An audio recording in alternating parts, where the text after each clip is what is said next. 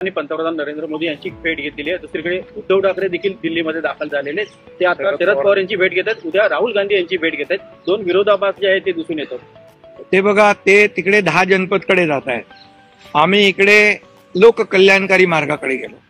7 number आहे ना प्रधानमंत्री मोदी यांचा, तर प्रधानमंत्री लोककल्याण मार्ग तिकडे आम्ही गेलो। हा फरक आहे, जे बाळासाहेबांनी जो लोककल्याणाचा मार्ग आम्हाला दाखवलाय त्या मार्गाने आपण गेलो। आणि म्हणून देश बघतोय की कोण कुठे चाललंय। जे बाळासाहेबांना कधी आवडलं नाही ते जे कोणी काही लोक करतायत, आणि जे बाळासाहेबांना आवडतंय, बाळासाहेबांचे विचार, ते आम्ही पुढे घेऊन जातोय। हे मला सांगण्याची गरज नाही। आणि आमचा शिवसेना पक्ष आहे, त्यांची प्रायव्हेट लिमिटेड कंपनी आहे, तशी आमची प्रायव्हेट लिमिटेड कंपनी नाही आहे। आमचा शिवसेनेचा पक्ष हा लोककल्याणाचा पक्ष आहे, हा कार्यकर्त्यांचा पक्ष आहे। इथं कोणी मालक नाही, कोणी नोकर नाही।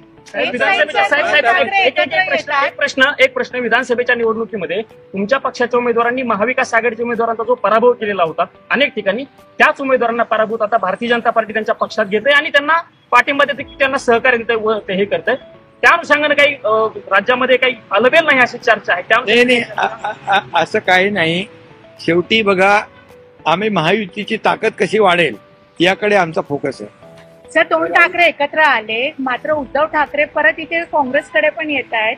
हे 2 वेगळे काय, राज ठाकरे आणि उद्धव ठाकरेंना काँग्रेस एक्सेप्ट करणार का, इंडिया ब्लॉक एक्सेप्ट करणार का, असे सगळे प्रश्न आहेत। कसं आहे, ज्याला विश्वास नाहीये, 2 दगडावर पाय ठेवून माणूस जेव्हा काम करतो तेव्हा तो काय होतं त्याचं आपल्याला माहित आहे।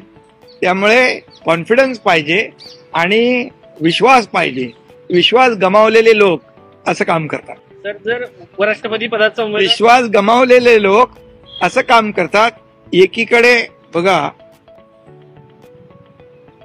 खऱ्या अर्थाने आता कुणाशी चर्चा चालू आहे आपल्याला माहित आहे, आणि कुणी लोकशाहीमध्ये एकत्र येण्याचा अधिकार आहे, आघाडी युती करण्याचा अधिकार आहे ज्याला त्याला।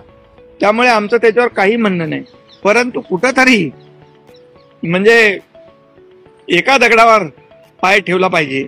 परंतु काही लोक विश्वास गमावल्यामुळे 2 दगडावर पाय ठेवून असतात। जनता शून्य है, ये पब्लिक है, सब जानती है। आणि लोकसभेमध्ये, विधानसभेमध्ये लोकांनी त्यांना जागा दाखवलेली आहे। आणि पुन्हा येणाऱ्या स्थानिक स्वराज्य संस्थांमध्ये देखील आम्ही केलेल्या 2.5 वर्षाचं काम, आता सुरू असलेली दुसरी इनिंग आमची देवेंद्रजी आणि आमची टीम, हे काम, या कामाच्या जोरावर येणाऱ्या स्थानिक स्वराज्य संस्थांमध्ये देखील महायुती मजबूतीने जिंकणार। नवीन घडामोडी पाहण्यासाठी आजच आम्ही मुंबईकर 24 तासला लाईक करा, सबस्क्राईब करा आणि अपडेट रहा।